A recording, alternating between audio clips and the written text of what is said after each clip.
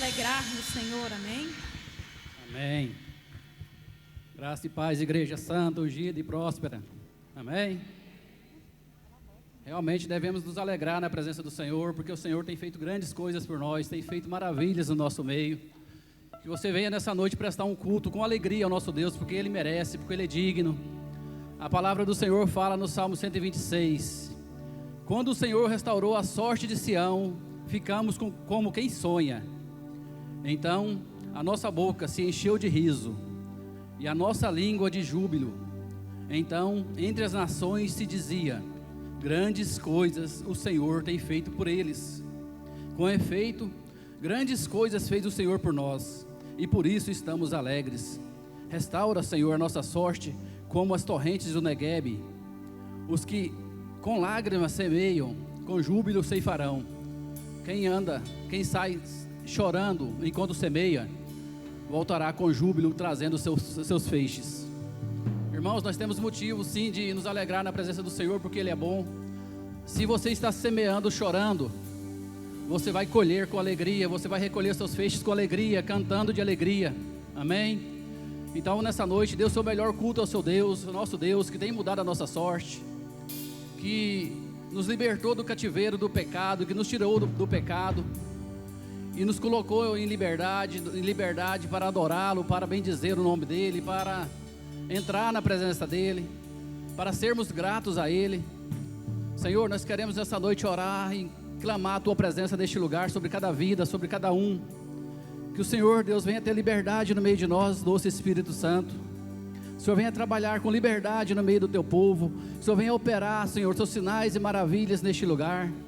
Nessa noite o Senhor possa estar quebrando cadeias, mudando a sorte de cada um aqui, Deus.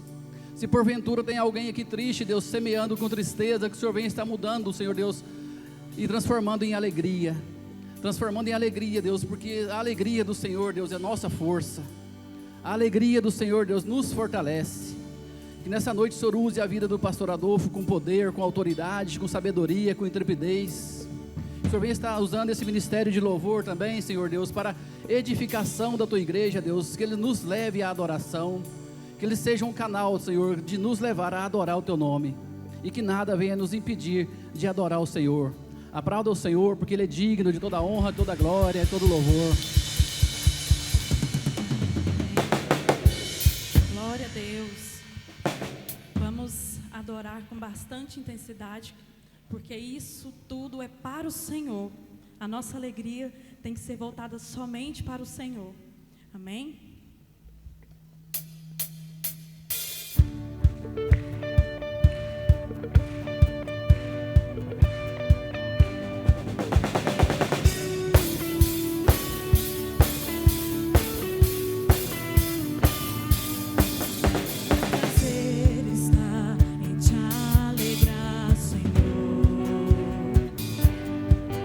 Meu sustento é fazer Tua vontade.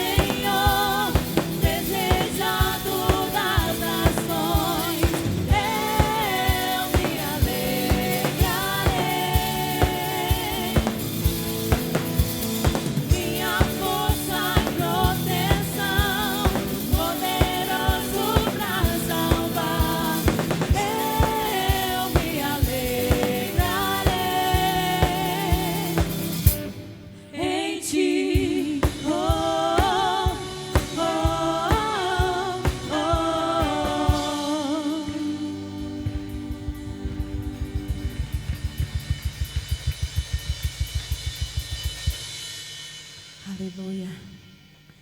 Feche os seus olhos neste momento. Clame ao Senhor. Exalte o nome dEle. Adore o Senhor de todo o seu coração. Adore. Mesmo que tudo seja difícil, adore. Mesmo que às vezes você vê uma tempestade, mas adore ao Senhor, porque Ele está no controle de tudo. Ele tem o poder para acalmar o mar. Ele tem o poder para cessar essa tempestade. Então adore o Senhor. Seja grato. Mesmo que tudo seja difícil, fala: Senhor, eu agradeço, porque mesmo tudo estando difícil, eu sei que o Senhor está comigo. Então adore, não perca este momento, não perca essa oportunidade de adorar o Senhor. Amém. Aleluia.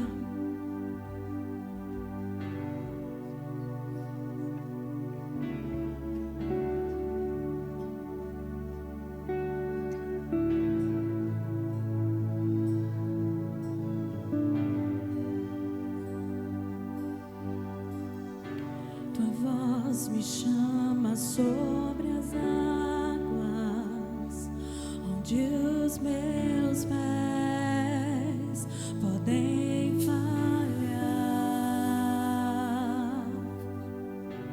e ali te encontro no mistério, em meio ao mar, confiarei.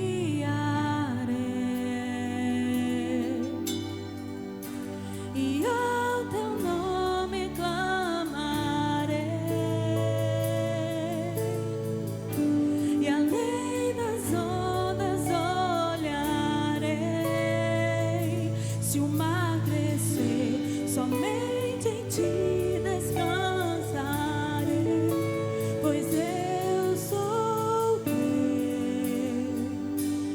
tu és meu.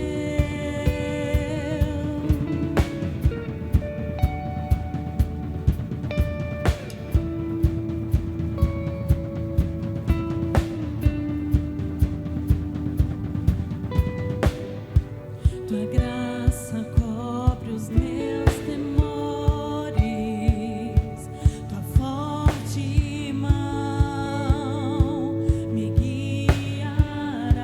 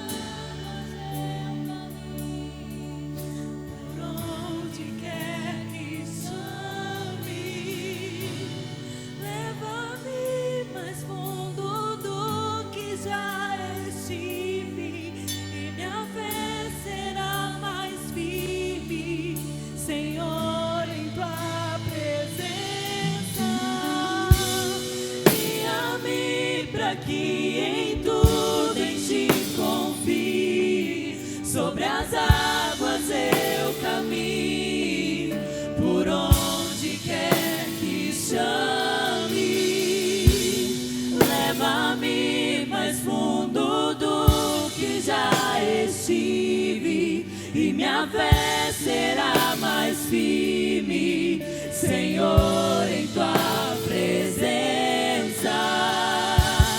Guia-me para que em tudo em ti confie, sobre as águas eu caminho, por onde quer que chame. Leva-me mais fundo do que já estive, e minha fé será mais firme, Senhor, em tua presença. Guia-me para que em tudo em ti confie, sobre as águas eu caminho, por onde quer que chame. Leva-me mais fundo do que já estive, e minha fé será mais firme, Senhor, em tua presença. Guia-me para que em tudo em ti confie, sobre as águas eu caminho, por onde quer que chame. Leva-me mais fundo do que já estive, e minha fé será mais firme, Senhor, em tua presença.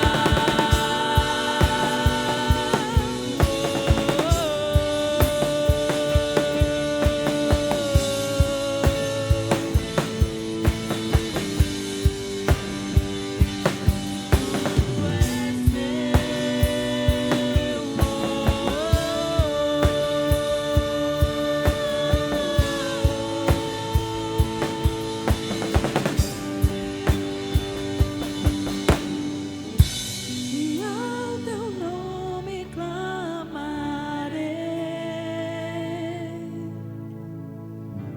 e além das ondas olharei. Se o mar crescer, somente em ti descansarei,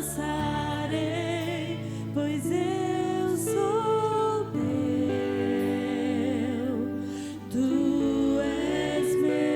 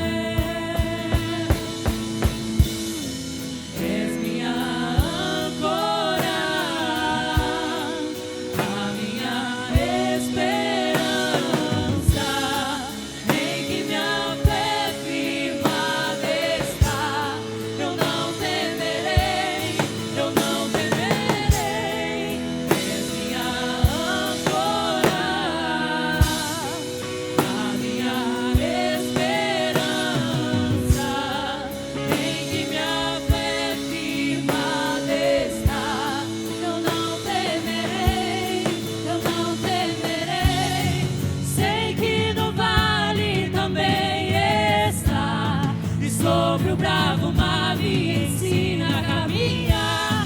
Tu és o quarto homem da fornalha. Tu és o meu Deus que não falha. Sei que no vale também está. E sobre o bravo mar me ensina a caminhar. Tu és o quarto homem da fornalha. Tu és o meu Deus que não falha.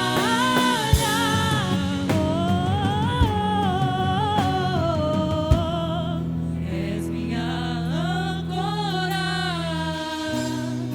a minha esperança, em que minha fé firmada está. Eu não temerei, eu não temerei. És minha âncora, a minha esperança, em que minha fé firmada está. Eu não temerei, eu não temerei.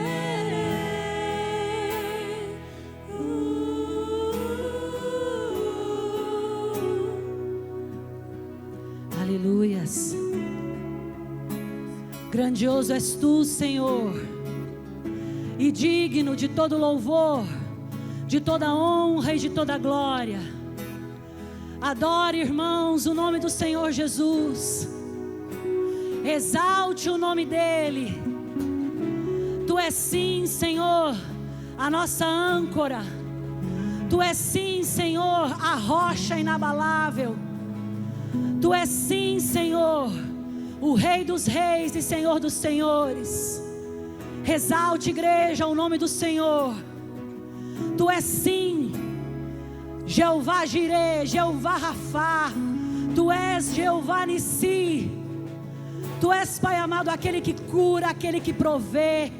E Tu és a nossa bandeira. Aleluias, louvado seja o Teu nome, Senhor Jesus. Adoramos e bendizemos o Teu nome. Quão doce é a Tua presença. Tu és sim, Senhor, o nosso abrigo. Tu és sim, Senhor, o socorro bem presente. Tu és o El Shaddai, o Todo-Poderoso. Adore, adore o nome daquele que vive e que reina para sempre. Aleluias. És minha Esperança, em que minha fé firmada está. Eu não temerei, eu não temerei. És minha âncora, a minha esperança, em que minha fé firmada está. Eu não temerei, eu não temerei. verdadeiramente, Senhor, se estivermos em Ti, se o amor do Senhor estiver em nós, o medo sairá, porque o verdadeiro amor lança fora todo medo. E nós queremos dizer, Pai, que nós Te amamos, Senhor. Aleluias, glorificado seja o Teu nome. Amém.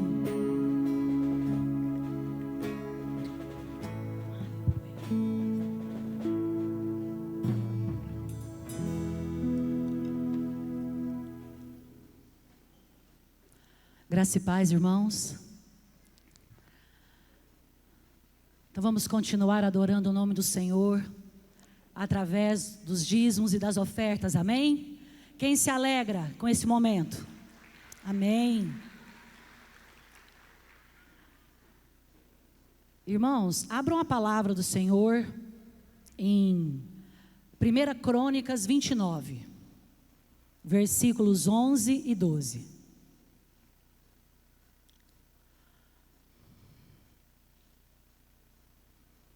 Amém?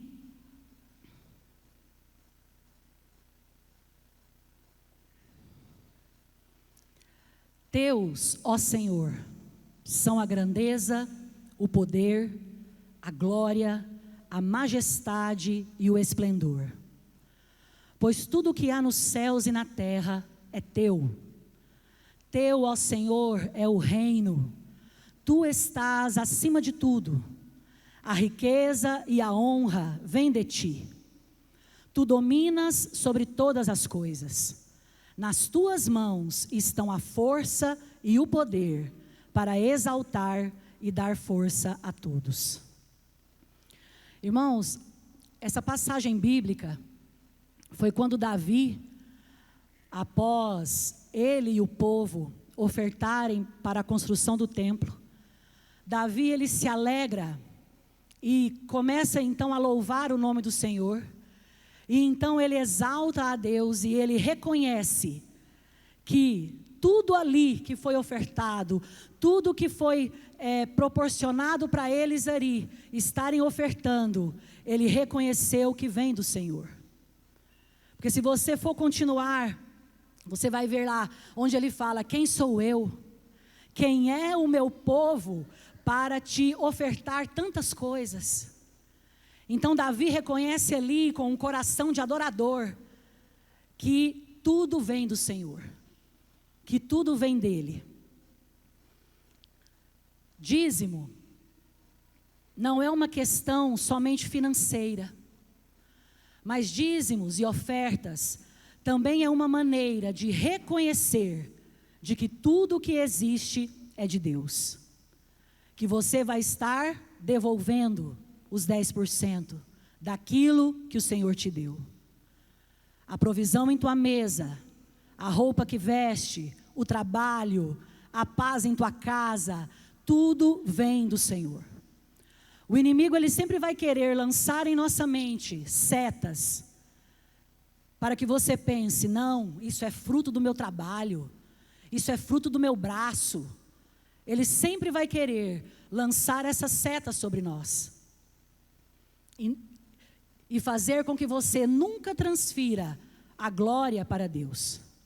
Que tudo aquilo que você consegue, que tudo aquilo que você adquire, vem do fruto do seu braço. Mas nós, irmãos, devemos sempre reconhecer que tudo vem do Senhor. Em 1 Timóteo 6, no verso 7, fala assim: não trouxemos nada para o mundo, e nem nada dele levaremos. Somos apenas mordomos de Deus, e no exercício dessa mordomia, devemos ser achados fiéis. Então, seja no dizimar, no ofertar, em tudo que o Senhor colocar em tuas mãos, para cuidar, nós sejamos achados fiéis. Eu queria falar um pouquinho de algo que nós estamos vivendo, né? O Nivaldo, eu, as meninas. O Senhor nos presenteou com uma casa muito linda. E eu glorifico o nome dEle. E essa semana o pastor esteve lá em casa. E no momento que ele estava orando, porque assim, irmãos, se nós não vigiarmos, a gente acha que aquilo ali é porque eu mereço. É porque, sabe, esses tipos de sentimento vêm até nós. E nós não podemos deixar que isso cresça em nosso coração. E o pastor, no momento em que ele foi orar, ele ainda falou assim: isso foi presente de Deus na vida de vocês. Porque o Senhor, Ele fez muito mais, irmãos, daquilo que nós imaginávamos. Nós recebemos a parte de um dinheiro, só que o Senhor fez muito mais daquilo que nós achamos que íamos fazer. E nós cremos que foi presente de Deus em nossas vidas, que foi promessa do Senhor. Eu lembro em Porto Seguro, em 2017, o apóstolo René disse que quem estiver aqui terá uma casa nova. E ele fala assim: não sonha pequeno não, sonha grande, fecha os teus olhos, visualiza a casa que o Senhor vai te dar. E para a honra e glória do Senhor, a promessa se cumpriu sobre as nossas vidas. Mas foi Ele que nos deu. Tudo vem dEle. Amém? O dízimo, mais do que um valor, ele é um sinal de fidelidade a Deus e confiança na sua providência. A entrega dos dízimos, ela é uma ordenança divina e sobre esse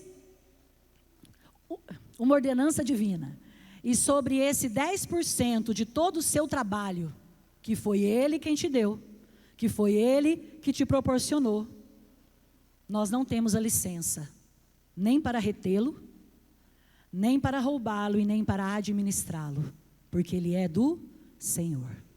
Amém? Então que nós tenhamos esse entendimento, irmãos, para que nunca questionamos a Deus sobre nada que está na palavra dele.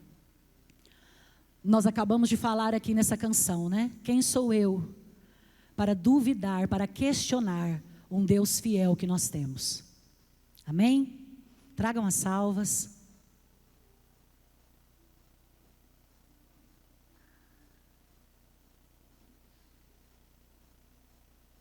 Que você traga o seu dízimo, a sua oferta, com o entendimento de tudo que o Senhor proporciona para você, em sua vida, na sua família.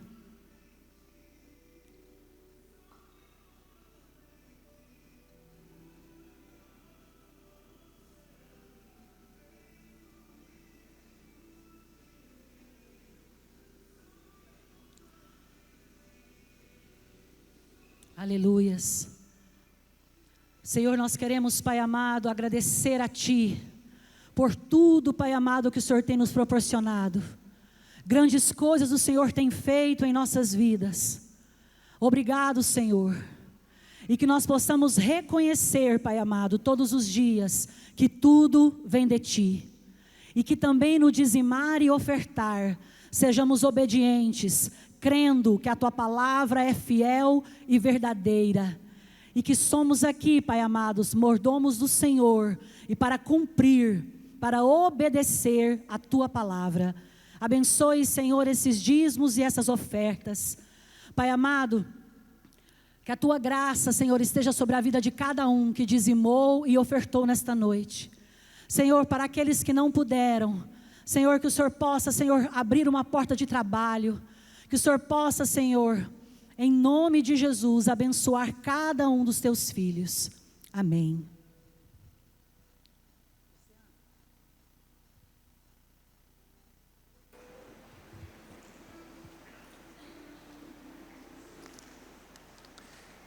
Aleluia. Boa noite, queridos, graça e paz. Tudo bem com vocês?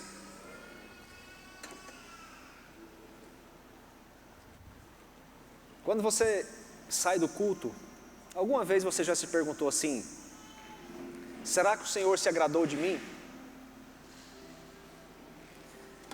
Será que o Senhor se agradou do meu culto? Será que o Senhor se agradou da minha adoração? Será que o Senhor se agradou da minha gratidão? Será que o Senhor se agradou da minha entrega? Ou será que é só eu que passo por isso? Todo culto eu fico analisando se eu entreguei aquilo que Deus queria que eu entregasse, se Deus recebeu de mim, se eu dei o meu melhor aqui.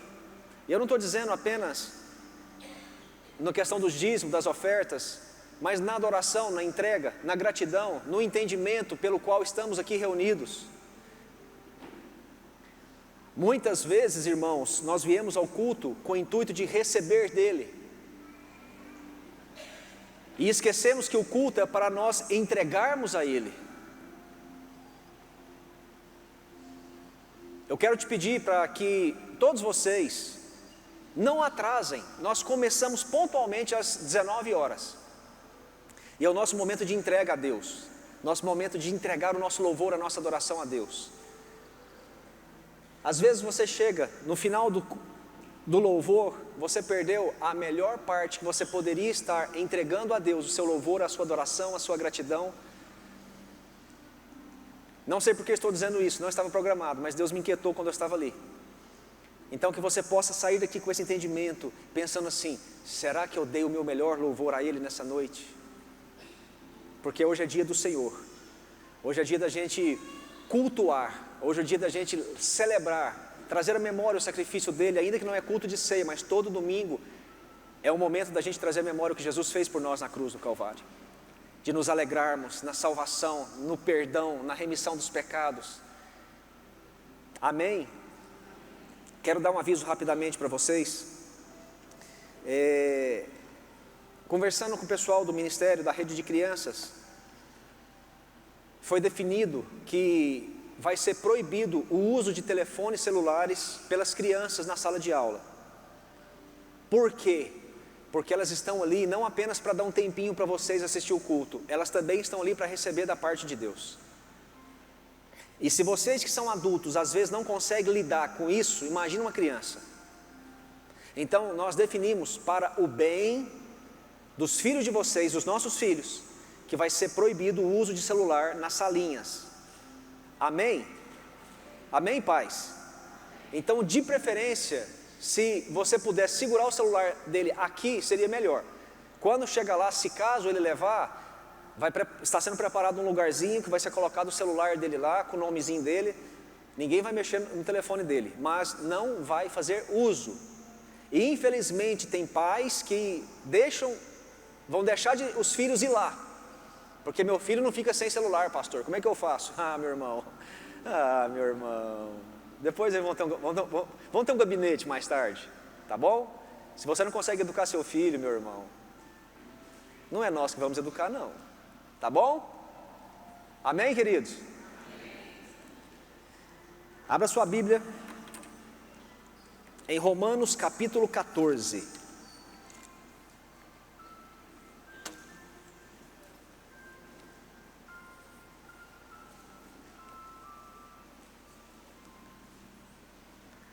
Carta de Paulo à igreja em Roma, no capítulo 14.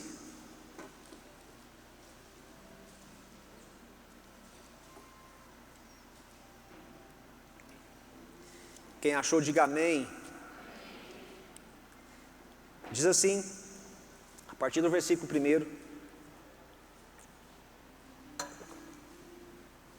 Você acompanha comigo, eu vou ler na versão NVI. Aceitem o que é fraco na fé, sem discutir assuntos controvertidos. Um crê que pode comer de tudo, já o outro, cuja fé é fraca, come apenas legumes, alimentos vegetais. Aquele que come de tudo não deve desprezar o que não come. E aquele que não come de tudo não deve condenar aquele que come, pois Deus o aceitou. Quem é você para julgar o servo alheio?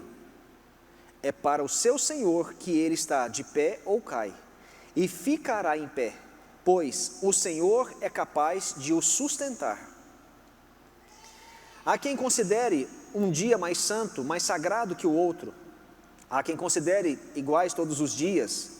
Cada um deve estar plenamente convicto em sua própria mente. Aquele que considera um dia como especial, para o Senhor assim o faz.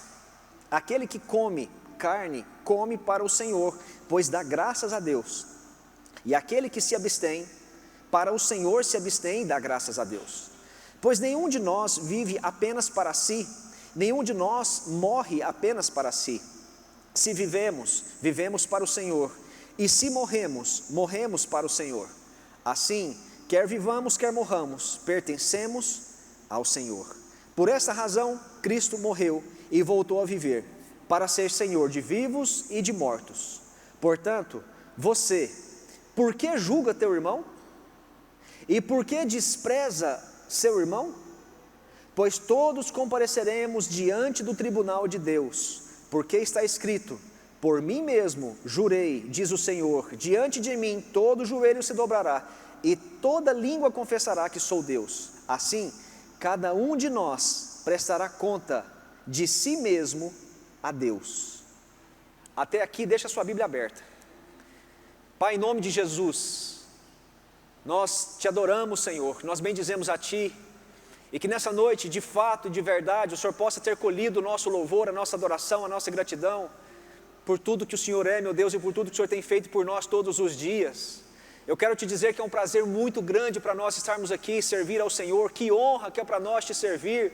Obrigado por tudo que o Senhor fez nas nossas vidas, por um dia o Senhor mudar a nossa sorte, por ser quem somos, ter o que temos no Senhor. Obrigado pelo privilégio de estarmos aqui reunidos mais uma vez. Deus, em nome de Jesus, rasga os céus nessa noite sobre a tua igreja, sobre a tua noiva. Alimenta, edifica, exorta, faz conforme o Senhor quer na vida de cada um. Traga entendimento, quebrantamento, entendimento, meu Deus, em nome de Jesus. Nós queremos pedir a Ti, fala conosco, tenha liberdade, Tu és o Senhor da igreja, Tu és o pastor desse rebanho, que o Teu Espírito possa nos convencer da Tua palavra, do pecado, da justiça e do juízo. Nós repreendemos tudo que se opõe a Ti, a Tua vontade, ao Teu querer, e que o Senhor possa tomar o trono de primazia dessa igreja, e governar cada vida, cada família dessa igreja, conforme a Tua vontade, o Teu querer, em nome do nosso Senhor e Salvador Jesus, amém, amém.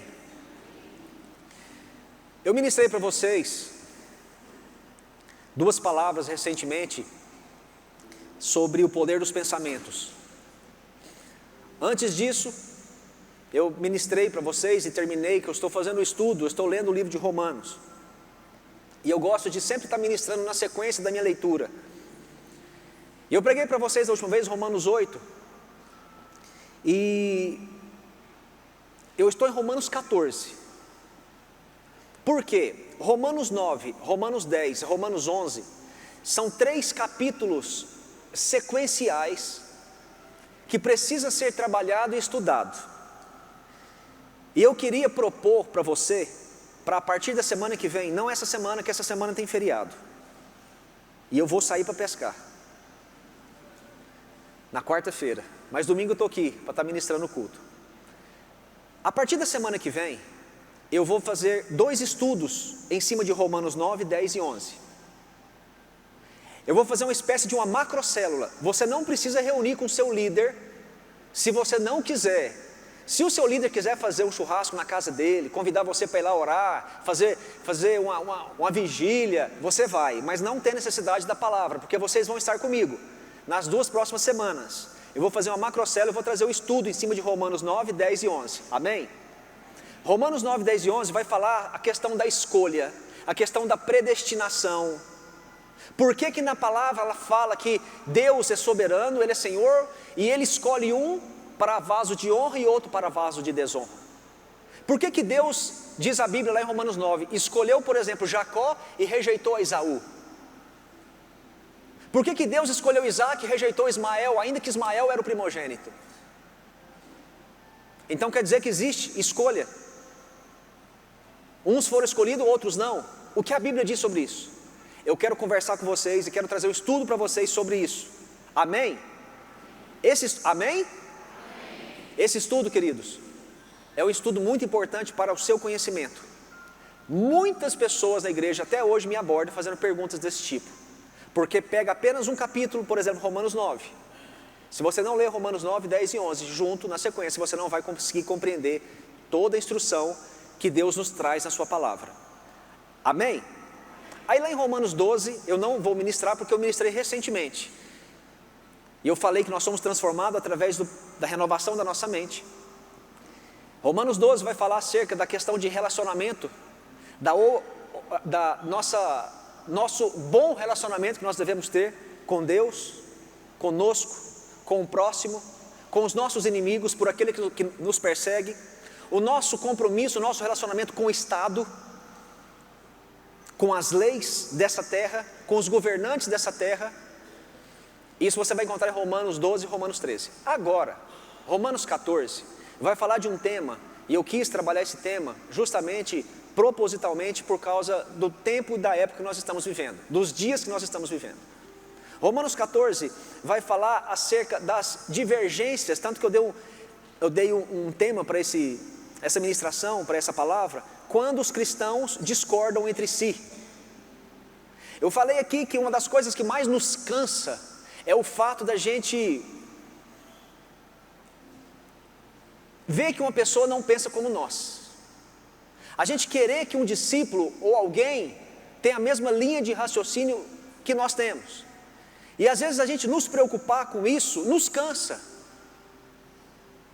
Querer se enfiar algo na cabeça de alguém é complicado. E às vezes isso nos cansa. Por quê, queridos? Porque a desunião sempre foi um grande problema na igreja. Tanto que Jesus, lá em João, no capítulo 17, ele ora pela unidade da igreja. E olha para cá, essa unidade é que vai trazer Jesus. Quando nós formos um, quando a igreja entender o chamado, o propósito, quando formos um, quando aceitarmos os outros. Você olha na Bíblia, você vai ver que desunião era um grande problema. As cartas de Paulo, você vai ver mesmo, lá em Corinto, lá na igreja de Corinto, houve divisão por causa de líderes humanos. Na igreja, por exemplo, lá da Galácia, a Bíblia fala que eles estavam mordendo e devorando uns aos outros. E a Bíblia diz para nós suportarmos uns aos outros em amor. Na igreja, por exemplo, lá de Filipos, a igreja foi dividida por causa de duas comadres que estavam brigando dentro da igreja. Divisão sempre foi um grande problema, tanto que lá em Salmo 133, versículo 1, o texto diz: ó, quão bom e agradável é que os irmãos vivam em comunhão, porque de fato é bom e agradável. Qual que é o problema aqui? O problema aqui é um problema decorrente da origem de cada um. Os judeus, extremamente legalistas, vêm de um contexto legalista, de uma lei que eles não podiam comer uma série de coisas, tinha que obedecer regras, tinha que obedecer dias. Por outro lado, os gentios, que não estavam debaixo de nenhuma lei, não tem que observar nada, ele entra, recebe Jesus como Senhor e já começa a comer de tudo e a fazer de tudo, e todo dia para ele é santo, todo dia para ele está bom. É um contexto de origem de cada um. Só que dentro desse contexto dos gentios, por exemplo, havia as pessoas que estavam vindo do paganismo. E essas pessoas que vinham do paganismo, elas sacrificavam animais para os seus ídolos. Então, quando elas se converteram a Jesus, elas não comiam nem carne, porque elas acreditavam que era proibido comer carne, porque elas consagravam a carne, os animais, para os ídolos delas. Então, elas não comiam carne. Elas se sentiam indignas de comer carne, porque as carnes, antigamente, no passado dela, era consagrada a ídolos. É o contexto de cada um, queridos. O contexto nosso hoje não é tão esse, mas a base para nos respaldarmos na palavra é a mesma. Hoje, o nosso problema, as nossas divisões, a nossa maneira de pensar, a nossa realidade hoje é um pouco diferente. Hoje as pessoas dentro da igreja têm assuntos controvertidos, e assuntos controvertidos que não estão explicitamente aprovados ou desaprovados na Bíblia, gera confusão, gera discórdia. O contexto hoje é o seguinte: posso beber uma taça de vinho por dia ou não? Eu posso fazer uma tatuagem ou não? Eu posso ouvir uma música do mundo ou não? Que mais? Eu posso comer frango ao molho pardo ou não? Eu posso dizimar e ofertar, é certo ou não? Então entenda uma coisa: essas divergências que está falando aqui não são divergências doutrinárias. Não está falando quando você pensa diferente do seu irmão no que diz respeito à doutrina. Então presta atenção nisso. No que diz respeito aos pilares da nossa fé, não se mexe. Está falando de assuntos secundários, questões secundárias. Amém? Então, por exemplo, Jesus é o Senhor. Não existe outro caminho. Ele é o único intercessor entre Deus e o homem. Ninguém vai ao Pai se não for por Ele. Quando morrermos, vamos ressuscitarmos, e vai ter dois caminhos, céu e inferno. Essas questões doutrinárias têm que estar bem firmadas dentro de todos. Mas existem alguns assuntos controvertidos que geram divisão dentro da igreja. Queridos, e vocês querem uma questão que mais dá divisão dentro da igreja do que política? Política divide o povo de Deus. Se o povo de Deus se unisse num propósito, elegia qualquer governante do nosso país. Mas você quer comprar briga com alguém? Toque em política dentro da igreja. Agora, no que diz respeito a questões doutrinárias, a gente tem que ter a mesma visão. No ministério de Jesus, por exemplo, tinha Mateus, que era da coletoria de impostos, um cara de extrema direita, por exemplo. Mas tinha também no partido de Jesus, nos discípulos de Jesus, Simão o Zelote. Quem aqui assistiu The Chosen? Pouca gente, hein? Igual diz o Cláudio Duarte, pouca gente. Assista, queridos. Vai lançar a próxima temporada, se não me engano, agora em novembro. Em novembro vai lançar outra temporada, mas assiste. The Chosen, ou Escolhido. É muito bom para você entender. Lá vai falar desse Simão o Zelote. Simão o Zelote, os Zelotes eram uma seita. Era um cara de extrema esquerda. Um cara que, para poder defender o cristianismo, ele estava disposto a usar sua espada. Os dois estão debaixo do discipulado de Jesus. E o que é bacana no cristianismo é isso. Agora, uma vez que vieram até Jesus, agora existe um partido. O partido chama-se verdade, a palavra de Deus. Não pode ter divisão da igreja por causa de partido, de preferência de partido, por causa de candidato A, B ou C. Nós precisamos entender que o nosso partido chama-se a verdade, a palavra de Deus, Jesus. Todo cristão precisa entender e está com isso bem claro. Em quem nós devemos votar, não é em quem me ajudou, não é em quem está me pagando salário, não é em quem vai ajudar a minha cidade, é em quem professa a mesma fé e defende os mesmos valores que nós defendemos. É alguém que vai nos representar de acordo com aquilo que nós acreditamos, no que a palavra diz, no que diz respeito à palavra. Isso tem que estar bem claro dentro de todos. E essas questões vai gerando divisão dentro da igreja. E hoje em dia, não é diferente, porque tem alguns assuntos da Bíblia que está explicitamente claro no que diz respeito à aprovação e à desaprovação.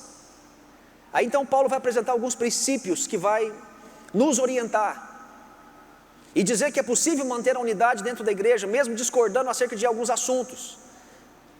E ele começa falando no versículo 1 até o versículo 12 que eu li com vocês, que apesar das nossas diferenças, da nossa maneira de pensar em várias coisas, nós devemos ter unidade uns com os outros. Por quê?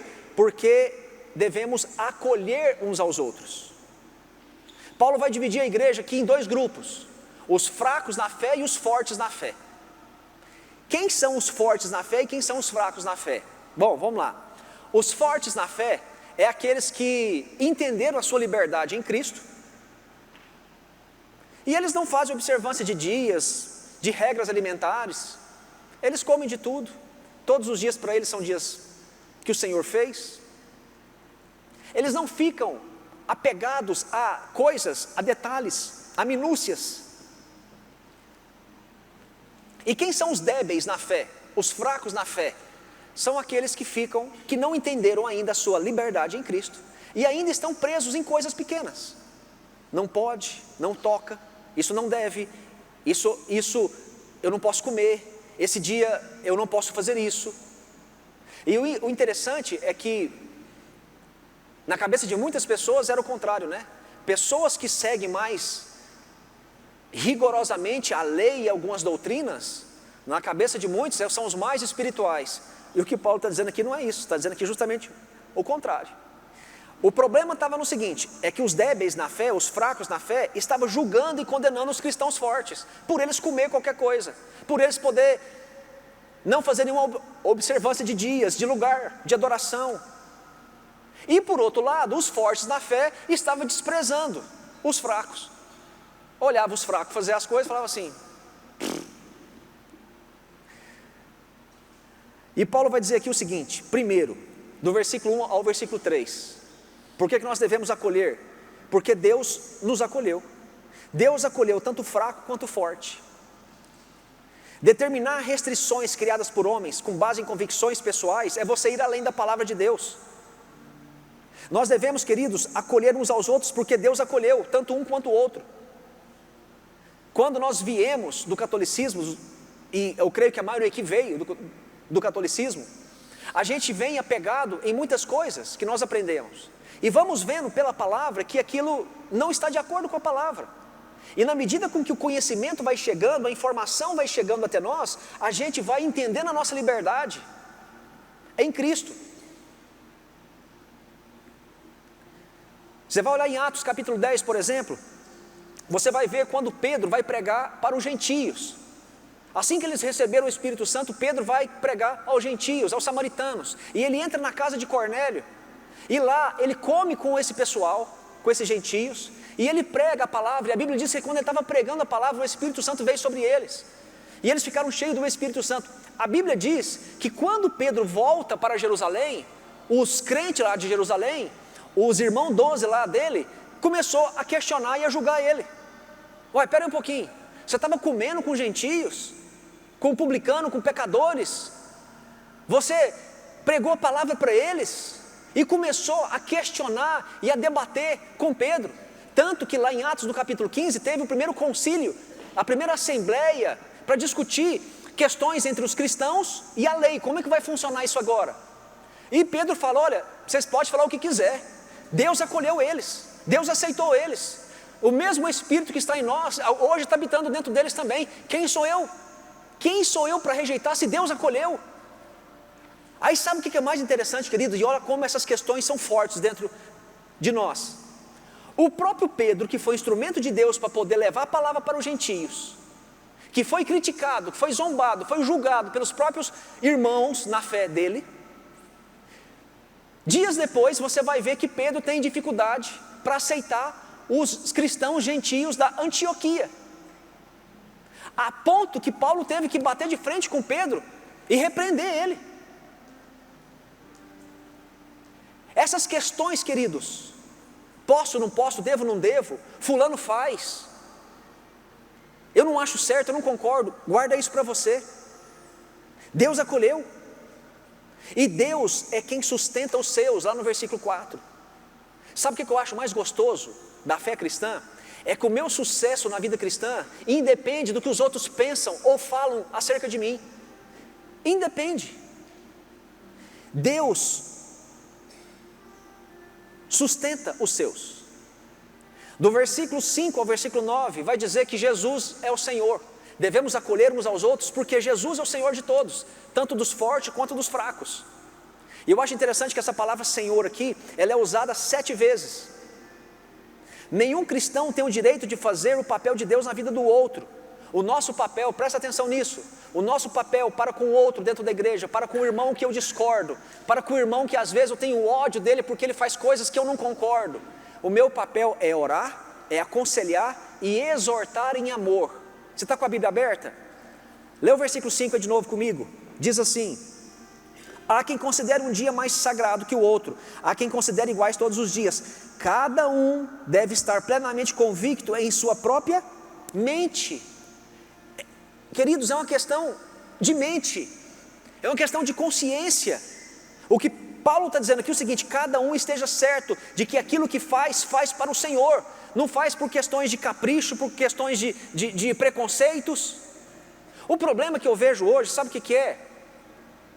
É que a gente não permite que Jesus seja Senhor, nem da nossa vida e nem dos outros. Assumimos o papel de juiz na vida deles. As igrejas hoje estão cheias de tradições, e eu não posso dividir o reino por causa dessas diferenças. É pecado, pastor, cortar o cabelo de mulher? É pecado usar maquiagem? Eu creio que todos vocês viram um vídeo de uma mulher falando que ela viu, teve uma visão e que usar maquiagem é pecado. Sim. Vocês viram esse vídeo? Esse vídeo rolou, acho que todo crente viu ele. E a gente dá risada daquele vídeo, né? Só que aquilo lá, queridos, é tudo que Satanás quer. O não convertido pega um vídeo daquele e fala assim: tá vendo? É por isso que eu não gosto de ser crente, eu não gosto de crente, é por isso que eu não quero ser crente. Olha que povo doido, que povo louco, vai tudo para o inferno. Eu vi o povo queimando o inferno, o povo que usava maquiagem. Queridos, se Deus convenceu ela de não usar maquiagem, que assim ela faz para o Senhor, e nós não devemos julgá-la. Se o cabelo do braço dela está desse tamanho, é problema dela, com Deus para lá, assim ela faz para o Senhor. Nós não temos que entrar nisso. e muito menos odiar ou desprezar o outro por causa de questões secundárias.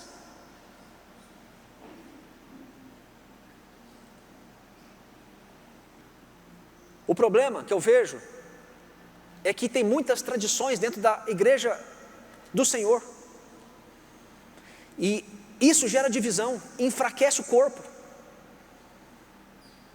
e não permite que Jesus seja o Senhor. Infelizmente,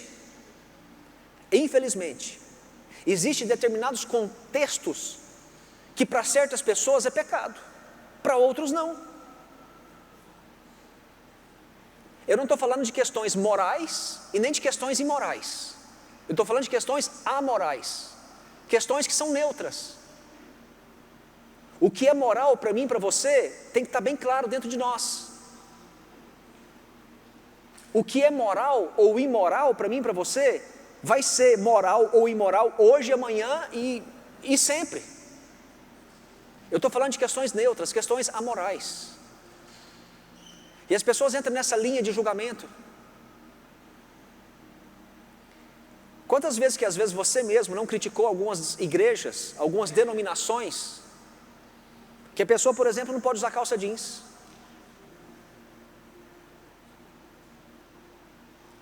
Eu lembro que no começo da Manaim, algumas pessoas achavam que nós éramos uma igreja, uma maçonaria. Não sei porquê, não me pergunte porquê, eu nunca entrei nisso, nunca quis saber, eu só escutava os boatos, éramos uma seita. E sabe quem falava isso? Os próprios crentes, gente. Deixa eu dizer uma coisa para vocês, a gente está tão preocupado com a vida dos outros, que esquecemos que nós pertencemos ao Senhor, que somos dele. Quando Pedro negou o Senhor 3 vezes, e vocês conhecem a história, eu não vou falar da história, mas quando Pedro negou o Senhor 3 vezes, ele ficou tão mal, mas tão mal, que quando Jesus volta, quando Jesus morre, ressuscita e volta, ele vai ter um gabinete com Pedro, e ali ele restaura Pedro ao apostolado, e diz para Pedro: Pedro, quanto a você, me segue. Depois que Jesus restaura Pedro, quanto a você, me segue. A Bíblia fala que Jesus então sai, começa a caminhar, e Pedro começa a caminhar junto com ele. De repente Pedro escuta uns passos atrás dele, ele olha para trás, quem que é? João, o irmão 12 dele, o apóstolo João. Pedro vira para o Senhor e fala assim: Senhor, e quanto aquele ali? Ele acabou de ser restaurado, já está preocupado com a vida do outro. O Senhor fala assim: se eu quiser que ele viva, que ele fique vivo até quando eu voltar, o que você tem a ver com isso, Pedro? Quanto a você, me segue. Você não tem que preocupar com João. Queridos, nós estamos às vezes na mesma condição de Pedro, preocupado demais com a vida dos outros. Diga assim: eu vou deixar que Jesus seja o meu Senhor e Senhor da vida dos outros. Amém? Querido, nossa responsabilidade, primeira responsabilidade é para com o Senhor. Se os cristãos se dirigirem a Deus, ao invés de ficar brigando e criticando e julgando, como a igreja seria mais fortalecida? Quarto, está lá no versículo 10 a 12, Jesus não é apenas Senhor, Ele é o juiz. Você não é o juiz do seu irmão, o Senhor que o é. E o Senhor vai julgar você. Você não vai ter nenhuma condição de julgar ninguém, você vai ser julgado também. Todos nós, a Bíblia diz que vai comparecer diante do tribunal de Deus. Esse tribunal de Deus, na tradução, é uma palavra chamada bema, que é o lugar onde, num torneio, numa competição, os juízes vão premiar os ganhadores. Então presta atenção aqui nisso. Não se trata de uma questão se você vai ser salvo ou não. Todos vamos estar diante do tribunal de Deus. Não é uma questão que vai tratar dos seus pecados, porque dos seus pecados o Senhor já não lembra mais. Ele perdoou os seus pecados, você foi justificado por Ele na cruz. Aqui vai ser o lugar que você vai ser galardoado, o lugar da sua recompensa por aquilo que você fez. Todos nós vamos estar lá. E quem vai ser o juiz? Jesus. Não é você, nem eu. Então pare de preocupar com a vida do seu irmão. O Senhor Jesus não é apenas o Senhor das nossas vidas, Ele é o juiz também. E é Ele quem vai nos dar esse galardão. Eu não vou entrar nisso, queridos, mas galardão fala muito na Bíblia. E às vezes a gente não preocupa tanto. Deveríamos preocupar um pouco mais com o galardão. Preocupar se estamos prontos para enfrentarmos esse tribunal. Como que eu vou estar pronto nesse tribunal? Entregando minha vida completamente a Ele, sendo obediente a Ele, não preocupando com questões secundárias, não julgando o meu irmão. Alguém que já fez uma viagem, e aí por não observar os detalhes, criou tanta expectativa para aquela viagem, para aquele hotel, e aí você chega, o hotel não é nada daquilo que você imaginava, o quarto que você ficou então não é nada daquilo que você esperava, porque você não prestou atenção nos detalhes da sua compra. Quem já tem experiência com viagens, repara tudo, observa tudo, até a poltrona que você vai sentar no avião, você quer escolher o melhor lugar porque você já conhece. Os cristãos precisam saber que vai existir recompensa nos céus, galardão nos céus. E nós não importamos para isso. Eu quero estar lá. Uma vez o apóstolo Luciano falou assim para mim: no que diz respeito à salvação, eu vou estar junto com o apóstolo Paulo. Mas no que diz respeito a galardão, eu vou estar muito longe dele. Quem vai nos galardoar, nos dar a recompensa, é o Senhor. E Ele será o nosso juiz. Amém? Agora com a sua Bíblia aberta,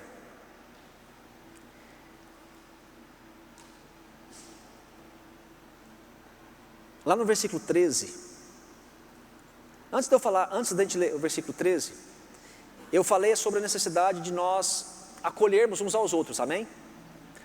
Agora, no versículo 13, a coisa vai funilar um pouquinho mais, e é por isso que eu estou correndo aqui, porque eu quero entrar nessa parte para falar com vocês. Não basta apenas eu acolher. Se eu não for o instrumento de Deus para edificar o fraco vai continuar fraco. Presta atenção que agora eu vou entrar um pouquinho mais dentro da palavra. Eu acolhi meu irmão, amém? Chegou na sua célula alguém que é cheio de regras. Você, ao invés de expulsar ele porque ele chegou e ele concorda com certas coisas que você não concorda, não, você vai acolher, você vai instruí-lo. Agora, o texto vai dizer no versículo 13 em diante, e eu vou ler na sequência para vocês lerem, para vocês entenderem o que eu quero estar falando. Se eu simplesmente acolher a pessoa na minha célula, na minha igreja, e eu não for um instrumento para edificá-la, ela vai continuar fraca na fé. Agora o Senhor vai começar a dar uma funilada, e eu quero que você preste um pouquinho mais de atenção. Aí Paulo aqui vai falar acerca de alguns itens, lá no versículo 13, está comigo aí? Com a Bíblia aberta? Romanos 14, 13, diz assim: portanto, deixemos de julgar uns aos outros, em vez disso, façamos o propósito de não colocar pedra de tropeço ou obstáculo no caminho do irmão. Como alguém que está no Senhor Jesus, tenha plena convicção de que nenhum alimento é por si mesmo impuro, a não ser para quem assim o considere, para ele é impuro. Se o seu irmão se entristece devido ao que você come, você não está agindo com amor, por causa da sua comida. Não destrua seu irmão, por quem Cristo morreu. Então presta atenção aqui que agora a coisa vai apertar um pouquinho mais, eu quero conversar sobre isso com vocês. Primeiro, os cristãos, o que está dizendo aqui do versículo 13 ao 15? Os cristãos devem exercer influências uns nos outros. Os cristãos exercem influências uns nos outros. Eu posso ser bênção, eu posso ser maldição na sua vida. Você pode ser bênção, pode ser maldição na vida do seu irmão. Você pode ser pedra de tropeço na vida dele. O que Paulo vai tratar aqui agora não é acerca de questões de concordância, mas ele vai falar acerca de amor fraternal, amor entre irmãos.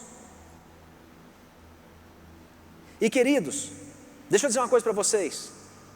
O que Paulo vai dizer é que o conhecimento que você tem, e esse conhecimento que gera liberdade na sua vida, na sua conduta, ele deve caminhar junto com o amor. Por isso que lá em 1 Coríntios 8, versículo 1, a palavra de Deus diz que o conhecimento nos deixa ensoberbecido, ensoberbece, enquanto o amor, ele traz edificação, ele edifica. Então você precisa não é só de conhecimento para você viver essa liberdade, não, você precisa exercitar o amor. Cuidado para que o seu conhecimento, a sua liberdade, não seja uma pedra de tropeço na vida do outro. Como diz lá no versículo 14, não existe coisa nenhuma que é impura por si mesmo. Então presta atenção nisso aqui. O que determina a qualidade daquilo que eu faço é o efeito que aquilo causa na vida da outra pessoa. Eu vou repetir. A questão não é de que maneira isso me afeta, mas é de que maneira isso afeta o meu irmão.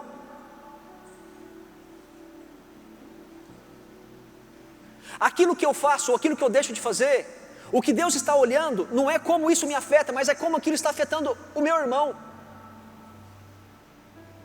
Se você acha que pode comer de tudo, coma de tudo, que assim você o faça para o Senhor. Mas se perto de você, você vai ferir a santidade de Deus na vida daquela pessoa por causa do que você come, não coma. Pastor, pode comer molho pardo? Queridos, tem algumas questões na Bíblia que são amorais. Foi determinado no concílio lá de Jerusalém que não deve comer carne de animais sufocados. Mas você vai estudar, você vai ver que Atos é um período de transição da igreja, não se deve levar ao pé da letra. Então se você vê que não tem problema em você comer carne, frango ao molho pardo, ao molho de sangue, se você não vê problema nisso, isso não é um problema para você. Mas se isso causa espanto no seu irmão que vai lá, que é seu convidado, não faça. Não se trata daquilo que aquilo gera em mim, mas o que aquilo está gerando no outro. A questão não é como que aquilo me afeta, mas é como aquilo está afetando o outro.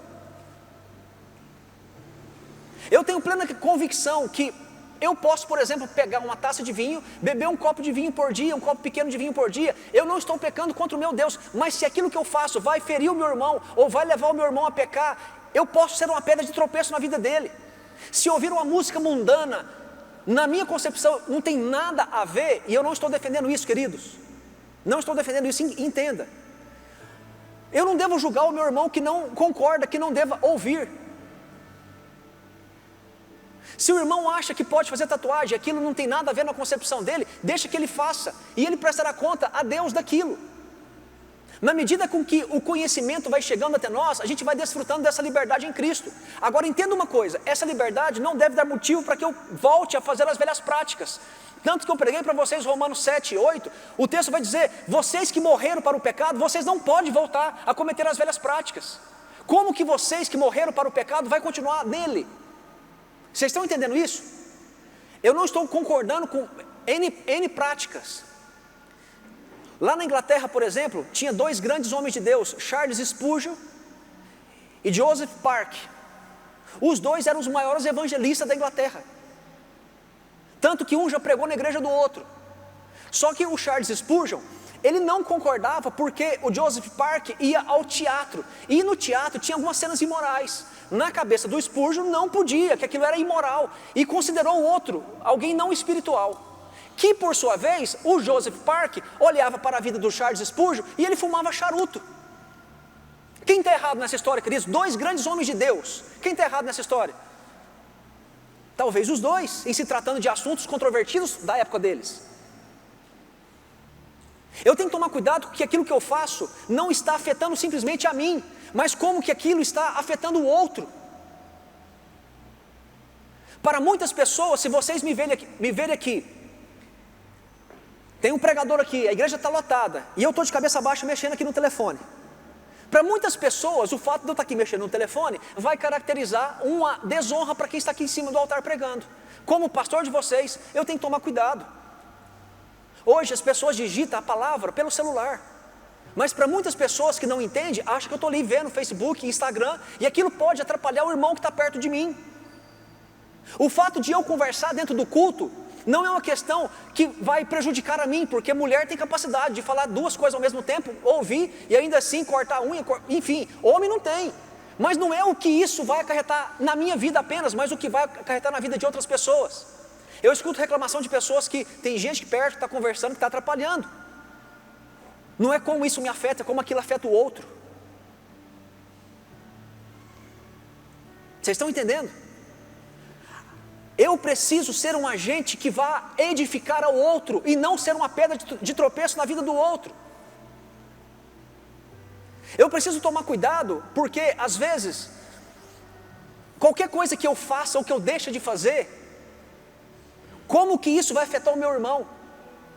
Então, querido, tem questões que às vezes eu não faço, ou que às vezes eu faço, não é por causa de mim. Eu conheço a minha liberdade em Cristo, eu faço por causa de vocês. Existem determinadas postagens que eu posso postar, e na minha liberdade em Cristo, eu vejo que eu não estou ferindo a santidade de ninguém.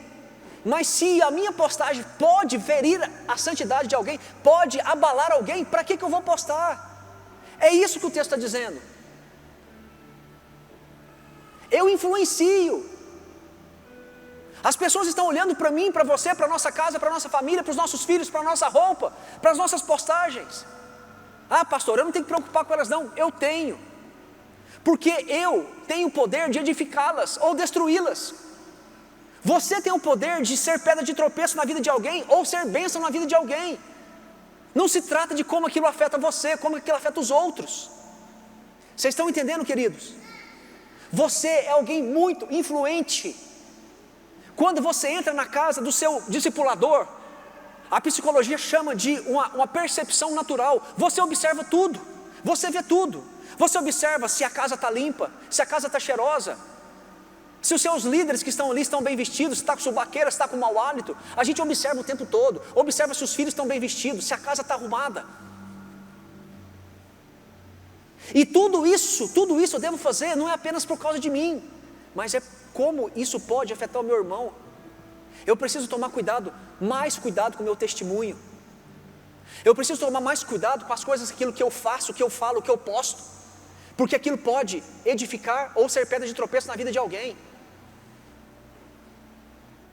Eu conversei essa semana com algumas pessoas, e elas falaram assim para mim: pastor, eu não sou petista, eu não apoio, porque tem algumas condutas lá, como o senhor bem sabe, que vai contra a palavra, vai contra o que a nossa fé professa e ensina. Eu falei: tudo bem. O que eu não gosto, pastor, eu não gosto do Bolsonaro. Tá certo. Mas eu vou votar nele por causa dos princípios que ele defende. Eu falei: ok, só que uma postagem que você coloca na cabeça de quem não te conhece, ou que não conhece o que você está pensando, você pode afetar alguém. Não é como isso me afeta, é como aquilo afeta o outro.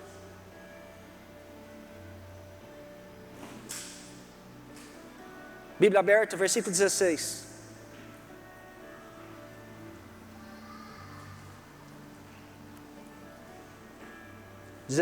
Até o 18. Aquilo que é bom para você não se torna objeto de maledicência, pois o reino de Deus não é comida nem bebida, mas é justiça, paz e alegria no Espírito Santo. Aquele que assim serve a Cristo é agradável a Deus e aprovado pelos homens. O cristão deve ter prioridade na nossa lista.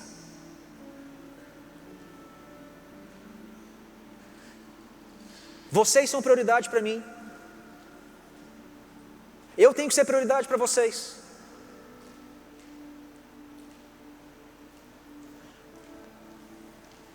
Tem algumas questões na Bíblia que você vai achar que tem controvérsias, mas não tem. Por exemplo, quando Paulo vai na primeira viagem missionária dele, ele vai enviar Tito para pregar para os judeus. A mensagem dos judeus era assim: para você ser salvo, você precisa ser circuncidado. O que Paulo falou para Tito? Tito, não circuncida. Eu não quero que você se circuncida.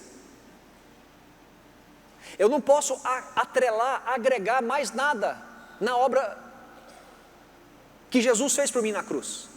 Você não vai circuncidar. Porque tinha uma questão doutrinária por trás. Na segunda viagem missionária de Paulo, quando eles vão entrar em território que tem muito judeu, Timóteo não era circuncidado.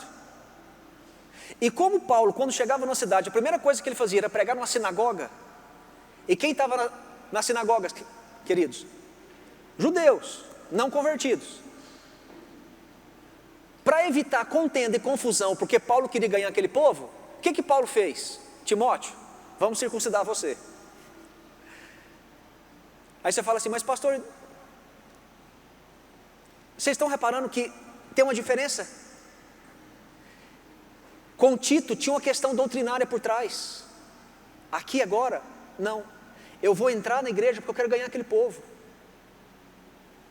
Não é como aquilo afeta a vida de Timóteo ou de Paulo, mas é como estava afetando a vida das outras pessoas. Agora aqui nesse versículo 16 a 18, vai falar que o cristão deve ter prioridade.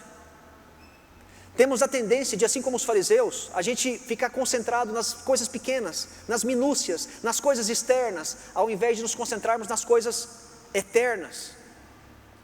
Se cada cristão entregasse totalmente ao Espírito Santo e levasse uma vida piedosa, sendo útil, sendo servo, cuidando de outras vidas, fazendo a vontade de Deus, fazendo discípulos, nós não veríamos cristãos brigando e discutindo no culto, fora do culto, por causa de questões secundárias.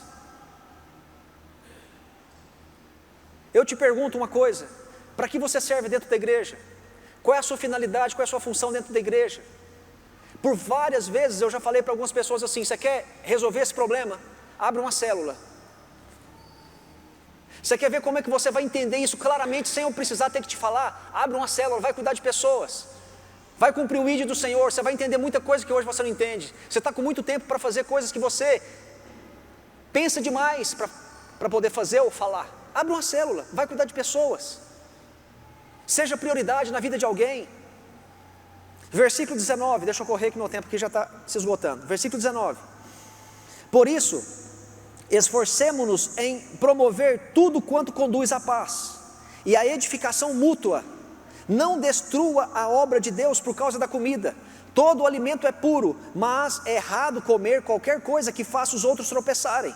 É melhor não comer carne, nem beber vinho, nem fazer qualquer outra coisa que leve o seu irmão a pecar. O que está dizendo aqui? Que os cristãos devem ajudar uns aos outros. Eu preciso ser um instrumento para ajudar uns aos outros. Ambos estão se fortalecendo. Os cristãos fracos precisam se fortalecer no conhecimento. Os cristãos fortes na fé precisam se fortalecer no amor fraternal. Queridos, e como é importante uma boa comunhão dentro da igreja, como isso gera crescimento. É por isso que eu amo, eu sou apaixonado em célula, em discipulado, porque nos leva a crescer. Só que eu posso ser pedra de tropeço ou bênção na vida de alguém, na minha célula. Agora, presta atenção numa coisa: ajudar a crescer não é tratar o seu discípulo como criança a vida toda, ou você ser mimado a vida toda. Tem pessoas que saíram da igreja porque dizem que eu nunca fiz uma visita na casa dela.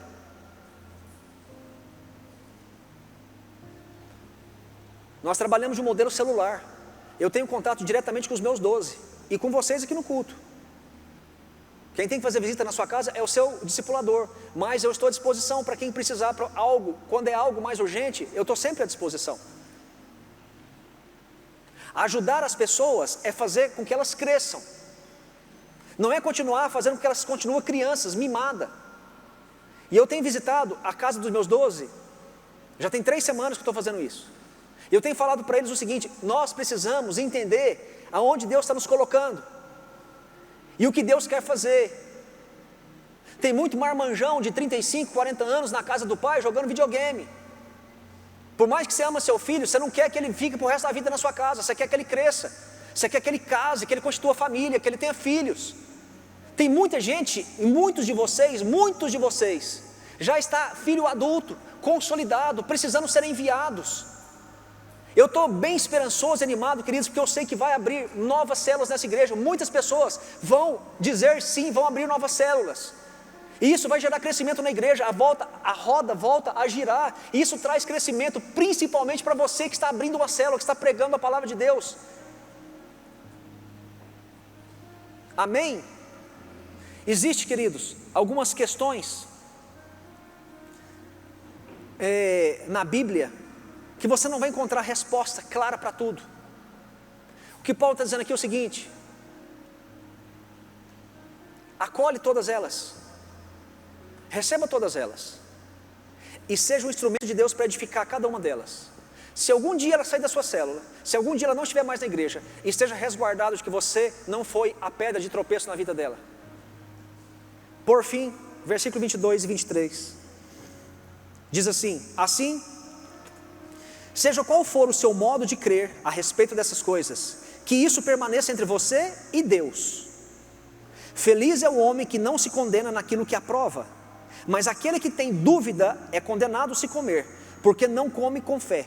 E tudo que não provém da fé é o quê? É pecado. O que Deus está dizendo aqui?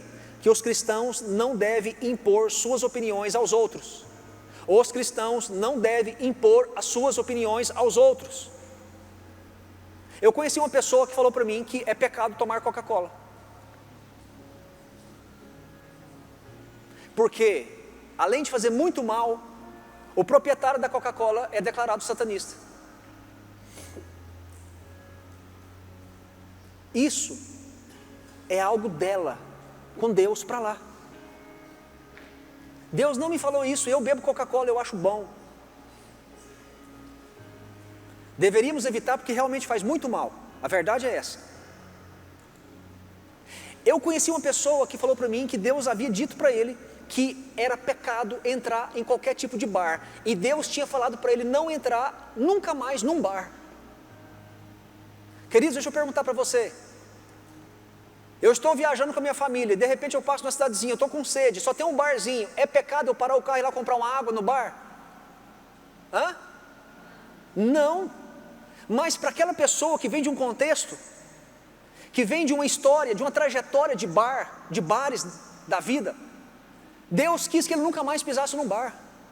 Então assim ele faz para o Senhor, que a convicção dele fica para ele. O problema é que as pessoas pegam a convicção que temos e queremos impor na vida das outras pessoas. Eu me lembro que quando eu converti, me ensinaram que não podia ter relação sexual com a esposa quando você estava num propósito de jejum. E eu estava num propósito de 90 dias de jejum. Falei, morri. Eu era recém-convertido. E eu cheguei numa pessoa na igreja e falei assim: escuta, aonde que a Bíblia fala que eu não posso ter relação com a minha esposa quando eu estou de jejum? A pessoa falou: não sei não, mas eu vou caçar. Aí ela mandou para mim depois: está lá em tal lugar assim, assim assado. Peguei a Bíblia e fui ler. E eu li, reli, fui lá no rodapé. Não é nada disso que fala. Lá fala assim: não vos priveis uns aos outros, exceto por consentimento mútuo, para se dedicardes à oração, e não por longo tempo, e depois se unam novamente. Eu li aqui 35 vezes mais ou menos. Falei, gente, não é isso que a Bíblia está dizendo. E eu liguei para essa pessoa e falei: escuta, eu li aqui, reli, estou lendo aqui nas explicações, eu acho que você está meio equivocado. Não, propósito não pode ter relação com a esposa. Falei, para você, para mim pode. Guarda a sua convicção para você, para mim não. E eu me lembro que eu cheguei na Apóstola Graça na época e perguntei. E ela falou: não, meu filho, o texto é bem claro. quer fazer um propósito de não ter relação sexual, que seja por consentimento mútuo entre você e sua esposa, concordância entre vocês dois, por um breve período de tempo para vocês dedicarem à oração, e depois vocês se juntam de novo, para que vocês não sejam tentados. A Bíblia fala desse jeito. Então, queridos, como diz o pastor Djalma Pinho, frase para Facebook, frase para Instagram, anote aí: nenhuma convicção de outros deve violar a minha consciência. Vou repetir: nenhuma convicção de outros deve violar a minha consciência. Outra frase: toda consciência é fortalecida pelo conhecimento. Toda consciência é fortalecida pelo conhecimento. Essa pessoa que falou para mim que era pecado, não era porque Deus havia falado para ela, era uma questão de falta de entendimento, de conhecimento da palavra. O meu povo está sendo perece por falta de conhecimento. Quando o conhecimento chegou até aquela pessoa, ela teve a humildade de falar assim: poxa, fiz isso a vida toda errado, agora daqui para frente eu não vou fazer isso mais não, posso fazer uns jejuns mais compridos sem ter que me abster da minha esposa. E mais uma frase para Instagram: todo conhecimento deve ser oferecido em amor. Todo conhecimento deve ser oferecido em amor. Eu não devo pegar o conhecimento que Deus está me dando, que Deus está me concedendo por meio da palavra, queridos, e olha, não tem como eu ter conhecimento se não for através disso aqui. Isso aqui deve ser oferecido em amor. Então deixa eu dizer uma coisa para vocês, que nenhuma convicção de outras pessoas viola a sua consciência. Tem algumas questões que não é por causa que é pecado ou deixa de ser pecado, é por uma questão de consciência. Paulo diz assim: eu fiz de tudo, de todas as formas, para resguardar a minha consciência perante Deus e perante os homens. Pastor, eu não fiz nada para aquela pessoa, por que eu devo pedir perdão para ela? Por causa de uma questão de consciência sua. Porque você está mal, você está inquieto, porque você não pediu perdão para aquela pessoa, mas eu não fiz nada para ela. Não se trata de uma questão doutrinária, se trata de uma questão de consciência. Nem tudo é doutrina. Tem coisas que eu faço e coisas que eu deixo de fazer por causa de uma questão de consciência. Não se trata de coisas morais ou imorais. Então, queridos, eu quero encerrar dizendo para vocês: não seja uma pedra de tropeço na vida do outro. Não vamos dividir a igreja por causa de política. Não vamos dividir por causa de assuntos secundários. Vamos parar de apegar a minúcias, a coisas pequenas, coisas exteriores. Vamos olhar para coisas eternas, não externas. Vamos ser um só em Cristo. Vamos fazer essa igreja crescer, prosperar. Tem promessa de Deus que vamos ter mais de 2 cultos nessa igreja. Eu não estou preocupado com números, queridos. Só que você é limitado, você está vivendo às vezes a periferia da graça, porque você não entendeu o propósito e o chamado que Deus tem na sua vida. E estar no centro da vontade de Deus não é causa, é consequência de quando você entrega completamente a Ele. E você vai se deparar com N questões dessa forma. Então não seja um criador de tabus na vida de outra pessoa. Não, isso não pode, isso não deve. Quando você for exortar alguém, exorte em amor, para que aquilo não gere divisão na igreja. Amém? Eu vou passar para vocês depois, talvez nesses 2 finais de semana, nessas 2 semanas que eu vou estar com vocês na macrocélula, trazendo o estudo de Romanos 9, 10 e 11, eu vou passar para vocês algumas indicações de candidatos, e eu não busquei por conhecimento ou por influência, mas por causa de princípios. Eu vou passar para vocês alguns nomes, para que vocês conheçam, avaliem como eu fiz, pesquise para saber a integridade dos candidatos que eu vou passar para vocês. Vai ser a minha indicação para vocês, porque eu não estou olhando nenhum tipo de benefício, nem para mim, nem para minha casa, nem para minha empresa, nem para minha cidade. Eu estou olhando simplesmente para aquilo que o meu partido me ensina. O meu partido é a palavra de Deus, é a verdade. Se coloque de pé.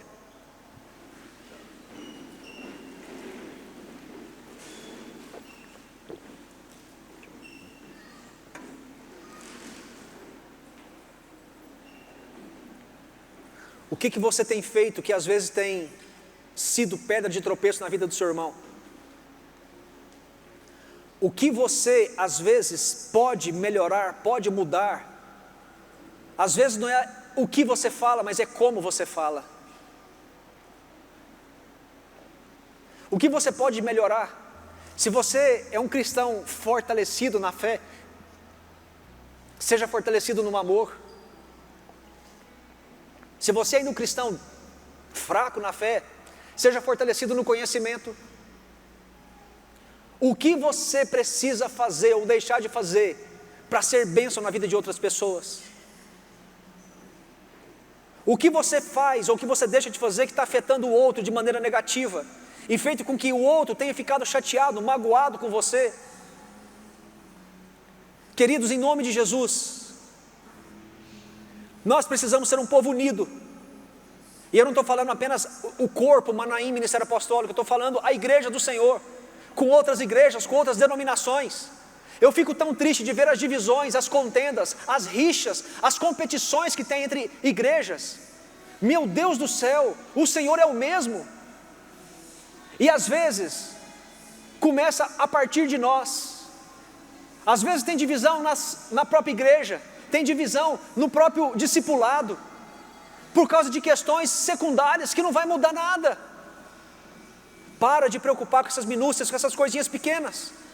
É hora da gente crescer.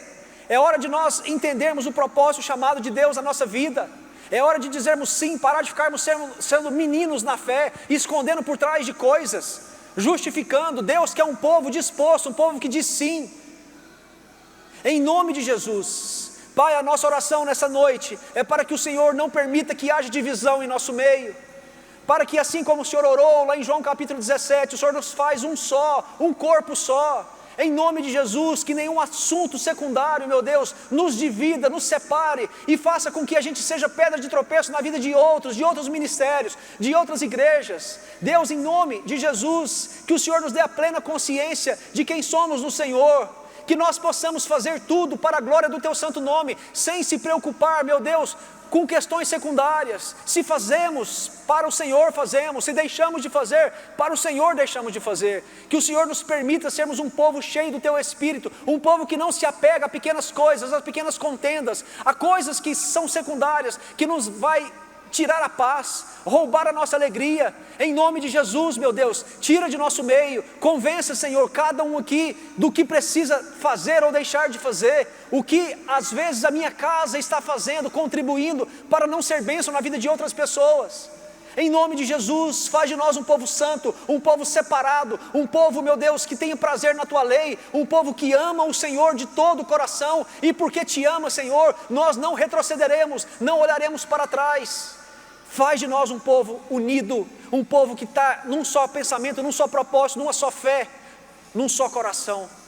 Em nome de Jesus, como pastor desse ministério, Senhor, eu quero pedir perdão se porventura nós, como Ministério Manaim, pecamos ou afetamos de maneira negativa outras igrejas, outras denominações. Nos perdoa, Senhor, como igreja do Senhor. Se algo em nós tem desagradado a Ti, nos convença para que possamos mudar, melhorar para a glória do Teu santo nome, Senhor. Em nome de Jesus, nos permita, Senhor, crescermos e prosperarmos, que cada um aqui, Senhor, possa entender essas questões, meu Deus, deixar de lado o tempo de meninice, o tempo de criança e mergulhar, meu Deus, numa maturidade, numa prosperidade. Deus, em nome de Jesus, dai-nos, meu Deus, em nome de Jesus, para que nós consigamos ter ferramentas necessárias para alcançar essa cidade, alcançar os lugares que o Senhor tem nos colocado. Em nome de Jesus, quanto mais demoramos, Senhor, mais famílias estão perecendo porque a nossa família não está indo e levando a Tua mensagem, a palavra de salvação.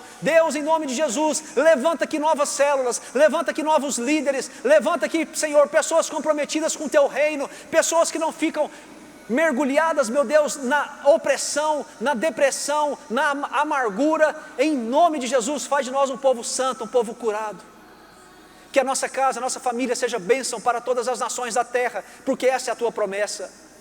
Perdoa-nos se algo em nós Te desagrada, se alguma conduta nós, meu Deus, tem desaprovado e afetado de maneira negativa as outras pessoas à nossa volta. Perdoa o que falamos, o que fizemos, o que postamos. Perdoa a irreverência de alguns na igreja. Perdoa, Senhor, em nome de Jesus, a tua igreja, e faz de nós um povo santo, ungido e próspero para teu louvor e glória, em nome de Jesus, em nome de Jesus. Amém? Estenda suas mãos, em nome de Jesus. Que o Senhor nos abençoe para a melhor semana das nossas vidas. Que o Senhor nos dê uma fé madura. Que nós sejamos um povo maduro, um povo fortalecido, um povo que entende a liberdade que temos no nosso Deus. E que essa liberdade sirva para edificação uns dos outros, não para sermos pedra de tropeço na vida de ninguém. Não permita, Senhor, que a política, as divergências partidárias nos divida. Por favor, meu Deus, por favor. Nós oramos, meu Deus, e pedimos pelo nosso Brasil, pela nossa nação, pelos candidatos, que o Senhor possa conduzir. Tua palavra diz que toda autoridade é constituída pelo Senhor. Nos dê, Senhor, governantes que temam ao Senhor, porque assim poderemos dizer: feliz é a nação cujo Deus é o Senhor. Nos dê sabedoria ao votarmos, nos constrange se tem algum candidato errado, e não permita, Senhor, que nós elegemos pessoas que não vai defender a nossa fé. Eu quero te abençoar em nome de Jesus, para que você seja alguém capacitado em todas as áreas e níveis da sua vida. Eu quero te abençoar para uma semana de paz, de alegria, de vitórias, de conquistas. Que seja a melhor semana da sua vida. Que o Senhor te leve em paz e segurança, te livre de todo mal e te guie nas suas decisões, intenções e motivações. Assim eu te abençoo no nome e na autoridade daquele que vive para todos sempre. Se você recebe, dê uma forte salva de palma a Ele. A Ti, Senhor, toda honra, toda glória, todo louvor, toda exaltação, todo domínio, toda força. Amado Senhor Jesus, é para o Senhor.